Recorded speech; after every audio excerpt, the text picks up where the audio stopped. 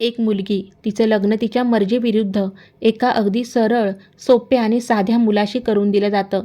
मुलाच्या घरात त्याच्या आईशिवाय दुसरं कोणीही नव्हतं. लग्नात हुंडा म्हणून मुलाला खूप साऱ्या भेटवस्तू आणि पैसे मिळतात. पण ती मुलगी मात्र दुसऱ्याच एका मुलावर मनापासून प्रेम करत होती. लग्नानंतर मुलगी तिच्या सासरी आली. पहिल्याच रात्री मुलगा दुधाचा पेला घेऊन खोलीत येतो. तेव्हा ती नवरी त्याला थेट प्रश्न विचारते. जर पत्नीच्या मर्जीविरुद्ध पतीने तिला हात लावला तर त्याला बलात्कार म्हणतात की हक्क? मुलाने अतिशय शांतपणे उत्तर दिलं, तुम्हाला जास्त विचार करायची गरज नाही. मी फक्त दूध घेऊन आलोय. पिऊन घ्या. मी फक्त तुम्हाला शुभरात्री म्हणायला आलो होतो. एवढं बोलून तो खोलीबाहेर निघून गेला. ती मुलगी मनातल्या मनात चडफडत राहते. कारण तिची इच्छा वेगळीच होती. तिला वाटत होती की घरात भांडण तंट्यांचा बनाव व्हावा, जेणेकरून या गावढळ माणसापासून तिची कायमची सुटका होईल. ती घरात नवरी म्हणून आली खरी, पण घरातलं एकही काम करत नसे. दिवसभर मोबाईलवर ऑनलाईन राहून कोणाकोणाशी तरी गप्पा मारत राहायची. पण दुसरीकडे त्या मुलाची आई कोणतीही तक्रार न करता बिचारी दिवसभर स्वयंपाकघरापासून ते घरातली सगळी कामं करायची, तेही चेहऱ्यावर एक गोड हसू ठेवून. मुलगा एका कंपनीत छोटासा कर्मचारी होता. अतिशय मेहनती आणि प्रामाणिक. असेच अनेक महिने निघून गेले, पण पती पत्नी कधीही एकत्र झोपले नाहीत. तो मुलगा स्वभावाने अतिशय शांत होता. त्यामुळे तो जास्त बोलायचा नाही. फक्त जेवणाच्या वेळी तो पत्नीला विचारायचा, जेवण कुठे करणार, तुमच्या खोलीत की आमच्यासोबत? आणि त्याला रोज रात्री झोपण्यापूर्वी डायरी लिहिण्याची सवय होती. मुलीकडे स्वतःची एक स्कूटी होती. रोज पती ऑफिसला गेला की ती बाहेर पडून जायची आणि तो परत येण्याआधी घरी पोहोचायची. मित्रांनो, एक दिवस सुट्टीचा दिवस असल्यामुळे मुलगा घरीच होता. मुलीने चांगल्या चोख जेवणालाही घाणेरडं म्हणून हिणवलं आणि सासूला भलंबुरं बोलून जेवणाचं ताट फेकून दिलं. नेहमी शांत राहणाऱ्या त्या मुलाचा संयम सुटला आणि त्याने पहिल्यांदाच आपल्या पत्नीवर हात उचलला. पण मुलाची आई तात्काळ धावून आली आणि तिने आपल्या मुलालाच खूप ओरडलं. मित्रांनो, पण त्या मुलीला भांडणाचं जे निमित्त हवं होतं ना, ते शेवटी मिळालं होतं. ती रागाने पुटपुटत आपली स्कूटी काढून घराबाहेर पडली. ती रोज ज्या मुलाला भेटायला जायची तो तिचा प्रियकर होता.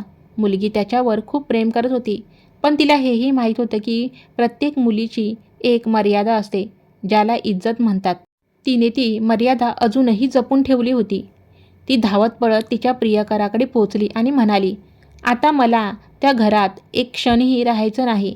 आज त्या गावढळ माणसाने माझ्यावर हात उचलून अजिबात चांगलं केलं नाही.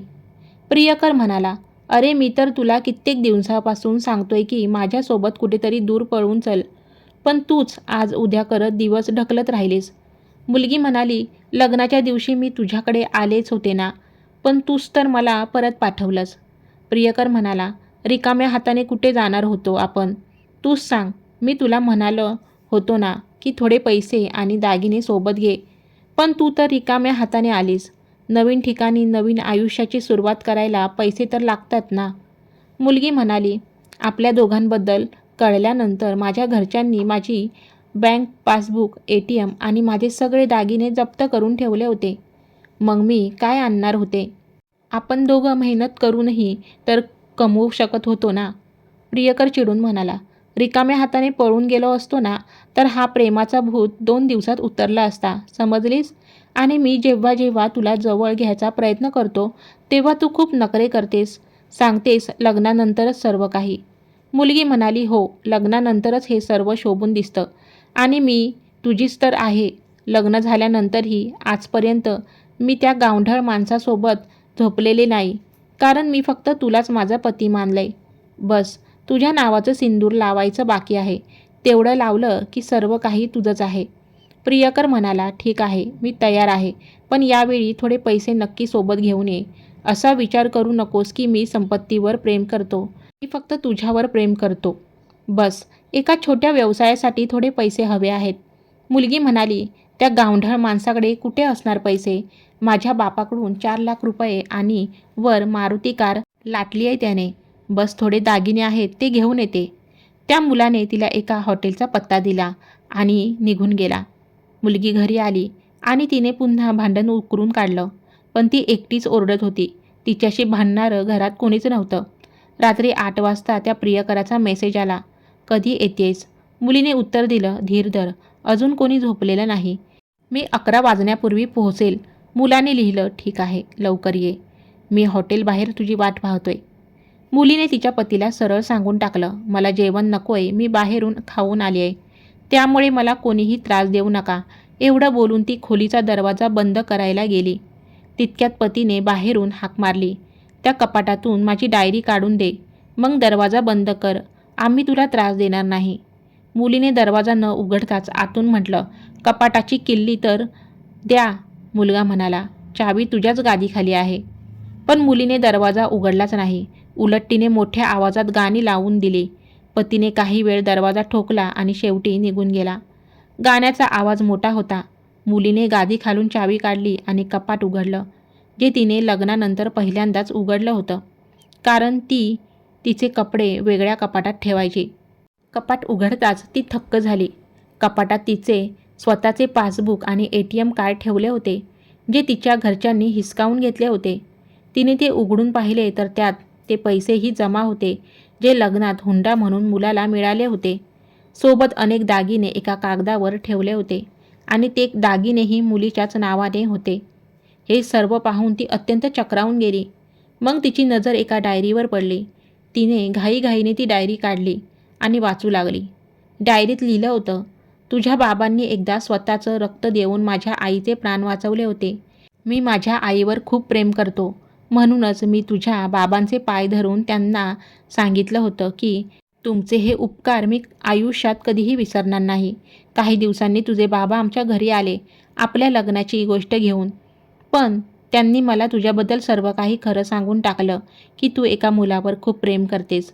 तुझ्या बाबांना तुझा आनंद हवा होता, म्हणूनच त्यांना आधी त्या मुलाची परीक्षा घ्यायची होती. कारण तू तुझ्या बाबांची खूप लाडकी मुलगी आहेस आणि प्रत्येक बापाला आपल्या मुलीसाठी एक चांगला आणि प्रामाणिक मुलगाच हवा असतो. तुझ्या बाबांनी चौकशी केली तेव्हा कळलं की तू ज्या मुलावर प्रेम करतेस त्याने याआधीही कित्येक मुलींना फसवलं आहे आणि त्याचं आधीच एक लग्नही झालेलं आहे. पण ते तुला हे सांगू शकले नाहीत, कारण त्यांना माहीत होतं की प्रेमाची ही नशा स्वतःच्या माणसांना परक आणि परक्यांना स्वतःचं बनवते. एका बापाच्या तोंडून त्याच्या मुलीची ही व्यथा ऐकून मी स्तब्ध झालो. मला विश्वास बसला की मला एक चांगला पती होण्याचा मान मिळो ना मिळो, पण एक चांगला जावई होण्याचे कर्तव्य मी नक्कीच पार पाडू शकतो. हुंड्यात मिळालेले सर्व पैसे मी तुझ्याच बँकेच्या खात्यात जमा केले आहेत आणि तुझ्या घरून आलेली गाडी आजसुद्धा तुझ्याच घरी उभी आहे. ती गाडी मी तिथेच यासाठी ठेवली, जेणेकरून जेव्हा तुला माझ्यावर मनापासून प्रेम होईल तेव्हा आपण दोघं एकत्र कुठेतरी दूर फिरायला जाऊ. मला हुंडा या शब्दाचीच नफरत आहे, कारण हुंड्यापायीच मी माझी बहीण आणि वडिलांना गमावलं आहे. माझ्या बाबांचे शेवटचे शब्द होते, एका मुलीच्या बापाकडून कधीही 1 रुपयाही घेऊ नकोस. पुरुष असशील तर स्वतः कमवून खाऊ घाल. पुढे लिहिलं होतं, तू पूर्णपणे मोकळी आहेस, तू कुठेही जाऊ शकतेस. डायरीच्या मधल्या पानावर घटस्फोटाची कागदपत्रे आहेत, ज्यावर मी आधीच सही केली आहे. जेव्हा तुला वाटेल की आता या गावढळ माणसासोबत राहायचं नाही, तेव्हा तू सही करून तुझ्या सर्व वस्तू घेऊन जाऊ शकतेस. मुलगी सुन्न झाली होती. तिच्या डोळ्यातून अश्रूच्या धारा वाहू लागल्या. मनात नसूनही त्या गावढळ माणसाच्या शब्दांनी तिच्या हृदयाचा ठाव घेतला होता. त्याचा तो निस्वार्थ अनोखे प्रेम अनुभवून तिचे डोळे पाणावले होते. डायरीत पुढे लिहिलं होतं, मी तुझ्यावर हात उचलला कारण तू माझ्या आईला शिवीगाळ केलीस आणि जो मुलगा स्वतःच्या डोळ्यासमोर आईचा अपमान सहन करतो तो कसला मुलगा. उद्या चालून तुलाही मुलं होतील, मग ती कोणाचीही असोत, तेव्हा तुला आईची महानता आणि तिचं प्रेम कळेल. मी तुला नवरी बनवून आयुष्याची जोडीदार म्हणून घरात आणलं आहे, तुझ्यावर जबरी करायला नाही. जेव्हा तुला माझ्यावर प्रेम होईल तेव्हा ते मी व्याजासकट वसूल करेन. जर तू माझी झालीस तर तुझ्यावर अमर्याद प्रेम करेन आणि जर तू दुसऱ्या कोणाची झालीस तर तुझ्या सुखी आयुष्यासाठी देवाकडे प्रार्थना करेन. मुलीचा फोन सतत वाजत होता, जो व्हायब्रेट मोडवर होता. प्रियकराचे मेसेज येत होते, पण ती मुलगी आता खऱ्या अर्थाने नवरी झाली होती. डोळ्यातील अश्रू पुसत तिने मोबाईलमधून सिम कार्ड काढलं आणि ते तोडून फेकलं. मग सर्व सामान जसं होतं तसं कपाटात ठेवून दिलं. रडता रडता तिला कधी झोप लागली तिचं तिलाच कळलं नाही. सकाळी ती उशिरा उठली. तोपर्यंत तो मुलगा ऑफिसला निघून गेला होता. तिने आधी आंघोळ केली, एक सुंदर साडी नेसली. मग आपल्या कपाळावर अंबाड्यात एक लांब आणि गडद सिंदूर भरलं आणि गळ्यात मंगळसूत्र घातलं. याआधी ती फक्त नावाला टिकलीसारखं सिंदूर लावायची, जेणेकरून कोणाचं लक्ष जाऊ नये. पण आज तिने लांब आणि ठळक सिंदूर लावलं होतं. त्यानंतर ती स्वयंपाकघरात गेली. सासूबाईंना जबरदस्तीने खोलीत नेऊन छान तयार व्हायला सांगितलं. पतीसाठी गरम शिरा आणि चहा बनवला. सासूबाईंना स्कूटीवर मागे बसवून ती घराबाहेर पडली. सासूबाईंना काहीच कळत नव्हतं की आज ही सून मला कुठे घेऊन चालली आहे. रस्त्यात सासूबाईंना विचारून ती थेट पतीच्या ऑफिसमध्ये पोहोचली. अशा नटलेल्या सजलेल्या अवतारात पत्नीला आणि सोबत आईला पाहून तो मुलगा चक्रावला. तो घाईघाईने म्हणाला, आई सर्व ठीक आहे ना? पण आई काही बोलण्याआधीच पत्नीने पुढे होऊन त्याला घट्ट मिठी मारली आणि म्हणाली, आता सर्व काही ठीक आहे. I love you. ऑफिसमधील सर्व कर्मचारी हे पाहून उभे राहिले. तेव्हा ती नवरी सर्वांसमोर मोठ्या अभिमानाने म्हणाली, मी यांची धर्मपत्नी आहे. काही काळ वनवासात गेले होते. आज सकाळीच परत आले. आता 1 महिन्यापर्यंत माझे पती ऑफिसला येणार नाहीत, कारण आम्ही दोघं खूप मोठ्या सुट्टीवर एकत्र जात आहोत. मुलगा लाजून म्हणाला, वेडी आहेस का तू? नवरी हसून म्हणाली, तुमच्या या साधेपणाने आणि भोळ्या स्वभावानेच मला वेड लावले. ऑफिसमधील सर्वांनी जोरदार टाळ्या वाजवल्या आणि ती नवरी पुन्हा एकदा तिच्या त्या गावंढळ पतीच्या मिठीत शिरली. मित्रांनो, कधीकधी आपल्या माणसांचे निर्णय आपल्याला खूप कठीण किंवा चुकीचे वाटतात, पण आपल्याला हे समजत नाही की ती माणसं आपली एवढी काळजी का करतात. आपल्या आईवडिलांच्या निर्णयाचा नेहमी आदर करा, कारण जगात हेच दोघे असे आहेत जे तुमच्यावर स्वतःपेक्षा जास्त प्रेम करतात. आईवडिलांचं मन कधीही दुखवू नका. धन्यवाद.